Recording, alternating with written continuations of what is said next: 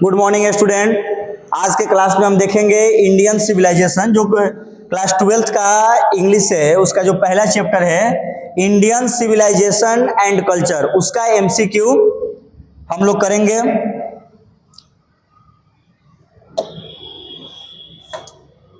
इसमें पहला क्वेश्चन जो दिया हुआ है, European civilization will mean dash for India. India के लिए यूरोपियन सिविलाइजेशन का मीनिंग क्या है, मीन क्या है, मतलब क्या है।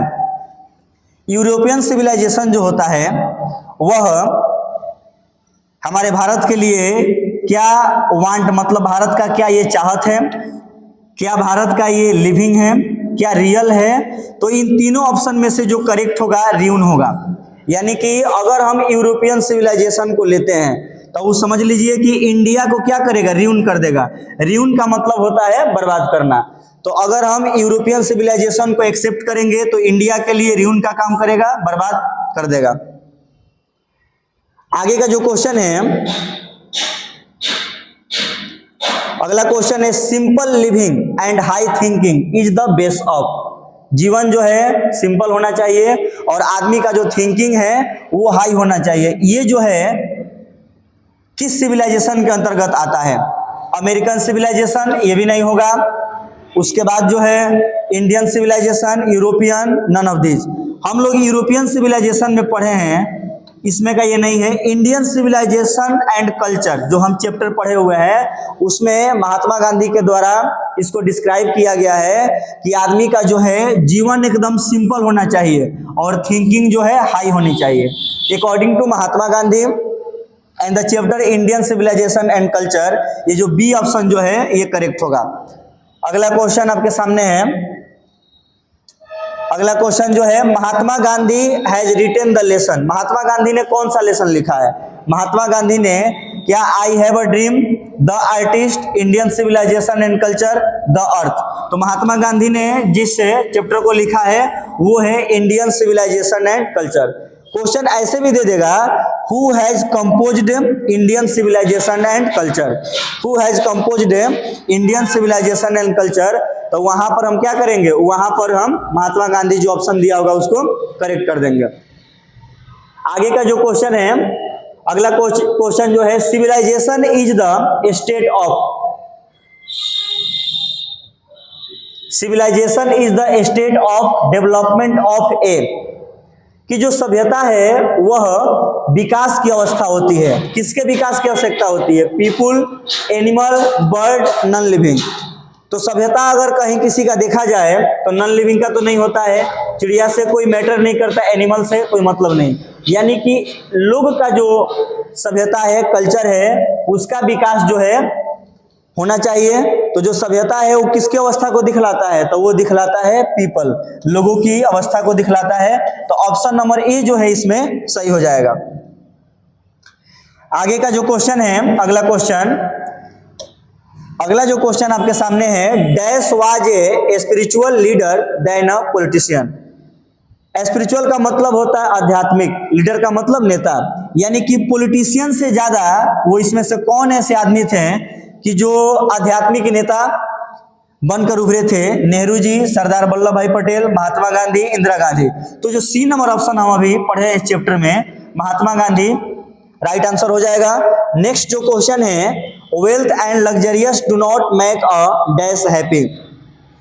शान शौकत की जिंदगी और धन संपत्ति, धन संपत्ति और शान शौकत की जिंदगी किसको खुश नहीं बना देती है?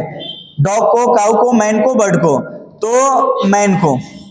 इंडियन सिविलाइजेशन एंड कल्चर के माध्यम से पढ़े हैं कि आदमी का जो माइंड होता है, आदमी का जो जीवन होता है, आदमी का माइंड एक प्रकार का रेस्टलेस बर्ड की तरह है, मतलब बेचैन चिड़िया की तरह है। आदमी को जीवन में जो कुछ भी मिलता है, आदमी का वांट रहता है, चाहत रहता है कि और कुछ मिले। तो आदमी अगर मैन है तो अगर उसके जीवन में वेल्थ भी आ जाए, लग्जरियस भी आ जाए, तो अभी उसको सेटिस्फिक्शन नहीं होता है, संतुष्टि नहीं होता है, क्योंकि आदमी जो है एक जो है रेस्टलेस बर्ड की तरह है।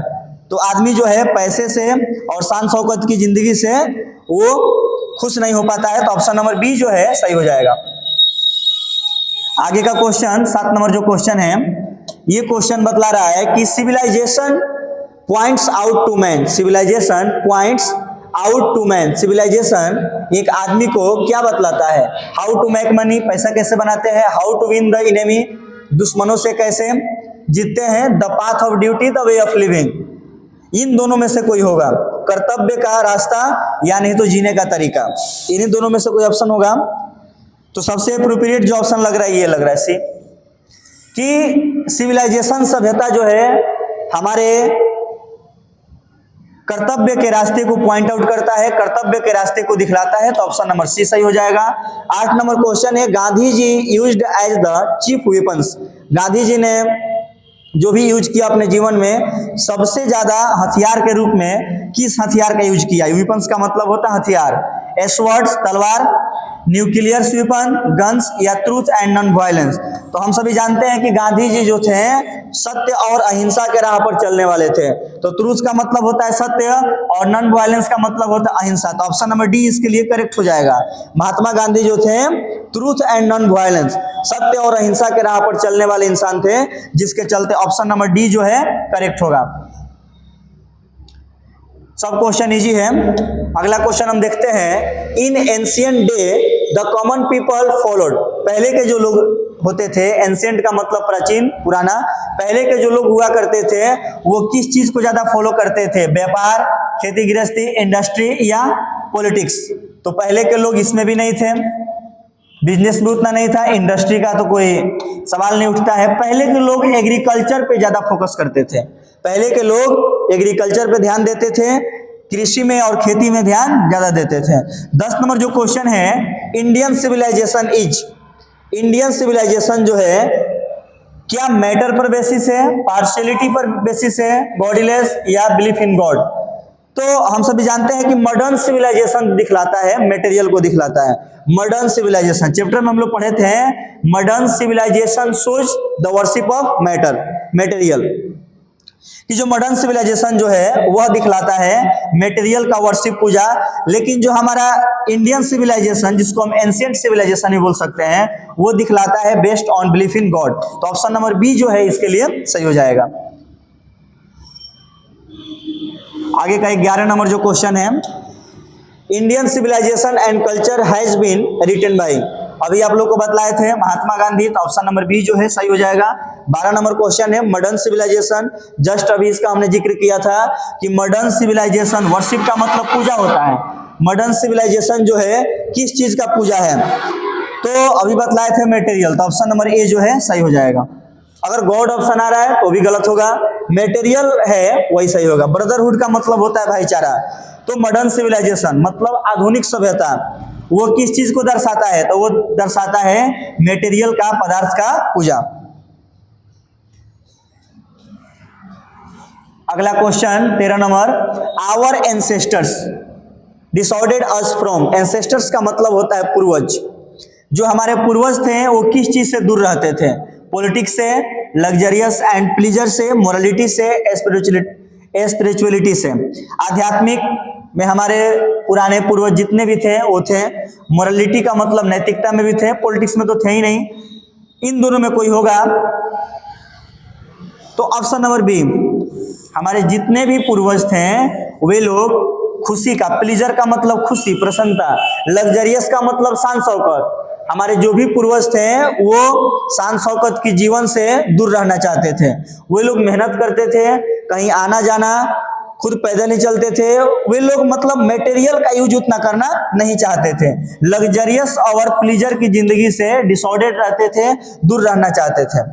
Happiness is largely um, happiness क्या है? ज्यादा खुशी हो पाना, फिजिकल कंडीशन, डिजीज, इमेजिनेशन यहाँ पे होना चाहिए, इसमें से तीनों में से कोई नहीं होगा। ज्यादा हैप्पीनेस लार्जली मात्रा में हमारे मेंटल कंडीशन के लिए होता है, तो ऑप्शन नंबर ए जो है सही हो जाएगा।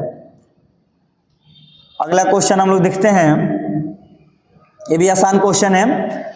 The mind is a restless bird which always remains, mind होता है एक प्रकार का रेस्टलेस बर्ड की तरह होता है, बेचैन पंछी की तरह, बेचैन चिड़िया की तरह, जिसका हमेशा से मतलब क्या होता है। अब जो बेचैन पक्षी है, बेचैन का सेंस दे रहा है, तो वो आदमी जो है हमेशा अनसेटिस्फाइड रहेगा, मतलब असंतुष्ट रहेगा। जो आदमी रेस्टलेस बर्ड की तरह है, भूखा तो होगा नहीं, प्यासा नहीं, सिक बीमार नहीं, वो आदमी हमेशा अपने जीवन में अनसेटिस्फाइड होगा, हमेशा अपने जीवन में असंतुष्ट फील करेगा, क्योंकि उसको जीवन में कुछ भी अगर मिले उसको चाहिए कि और मिले, तो जिसके चलते वो अनसेटिस्फाइड। तो ऑप्शन नंबर ये सही है। He wrote different articles for, he wrote, he का मतलब यहाँ पे क्या होगा, महात्मा गांधी, ही प्रोनाउन है, पर्सनल प्रोनाउन। ही रोट, उन्होंने लिखा डिफरेंट आर्टिकल्स, अलग अलग आर्टिकल्स, और किसके लिए, the Hindu, the times of India, the Blitz, young India. Option number D जो है सही हो जाएगा, young India, option number D इसके लिए करेक्ट है। अगला क्वेश्चन हम देखते हैं। अगला क्वेश्चन ध्यान दीजिएगा, 17 नंबर क्वेश्चन जो है, गांधी जी वेंट टू चंपारण। गांधी जी चंपारण कब गए थे, तो गांधी जी चंपारण गए थे 1917 में, ऑप्शन नंबर सी सही हो जाएगा। आगे का क्वेश्चन जो है, इसमें ऑप्शन नंबर सी 1917 हो जाएगा। The mind is restless dash, the more it gets the more it wants. More it gets, जो हमको मिलता है, मोर इट्स वांट्स, उससे ज्यादा हम लोग और चाहते हैं। तो the mind is restless, mind जो है, हमारा माइंड है, दिमाग है, वह बेचैन है किसके तरफ, डॉग, काऊ, मंकी। क्या होगा इसमें, अभी जस्ट हम लोग ऐसा क्वेश्चन देखे हैं, बर्ड। ऑप्शन नंबर ए जो है इसके लिए सही हो जाएगा, कि आदमी का जो माइंड होता है लाइक अ रेस्टलेस बर्ड होता है, तो ऑप्शन नंबर ए इसके लिए एकदम करेक्ट है। अगला जो क्वेश्चन है हम लोग का 19 नंबर क्वेश्चन है। चलिए अगला क्वेश्चन है, my experiments with truth was written by. My experiment with truth was written by, ये किसके द्वारा लिखा गया है, इंडियन सिविलाइजेशन एंड कल्चर, किसके द्वारा लिखा गया, महात्मा गांधी के द्वारा। माई एक्सपेरिमेंट विथ द ट्रूथ, ये भी चैप्टर महात्मा गांधी के द्वारा ही लिखा गया है, तो ऑप्शन नंबर बी जो है इसके लिए करेक्ट होगा। आगे का जो सबसे लास्ट क्वेश्चन है, the invention of dash proved a milestone in our development. क्या चीज का इन्वेंशन हुआ जिसके चलते हम लोग आगे की तरफ और डेवलपमेंट किए, विकास किए। आप लोग हिस्ट्री में भी पढ़े होंगे ऐसा question, fire, agriculture, carpentry, none of these.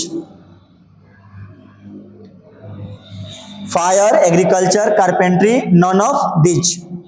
हालांकि एग्रीकल्चर भी जब आया तो और विकास किया, कारपेंट्री तो बर्तनों का यूज हुआ, नॉन ऑफ दीज इसमें जो ऑप्शन फायर ऑप्शन सही हो जाएगा, क्योंकि आग के आविष्कार से लोगों को ये फायदा हुआ कि जब स्टार्टिंग में जो लोग मांस खाते थे, कच्चा खाते थे, लेकिन जब फायर का इन्वेंशन हुआ, आप लोग हिस्ट्री में भी पढ़े होंगे, फायर के इन्वेंशन से उन लोगों ने जब मांस को खाना शुरू किया तो वो मांस जो था वो थोड़ा टेस्टी लगता था। तो फायर का इन्वेंशन बहुत सारे कामों में आया, लोग आग जलाते थे जो ठंडा में भी काम आता था, या कुछ मांस भी खाएं तो उसको आग में पका कर खाते थे। तो फायर का इन्वेंशन सबसे ज्यादा किया, एग्रीकल्चर भी होना चाहिए लेकिन फायर यहाँ पर एप्रोप्रिएट है। 20 क्वेश्चंस थे चैप्टर 1 का जो था इंडियन सिविलाइजेशन एंड कल्चर, इसको कर लीजिएगा आप लोग।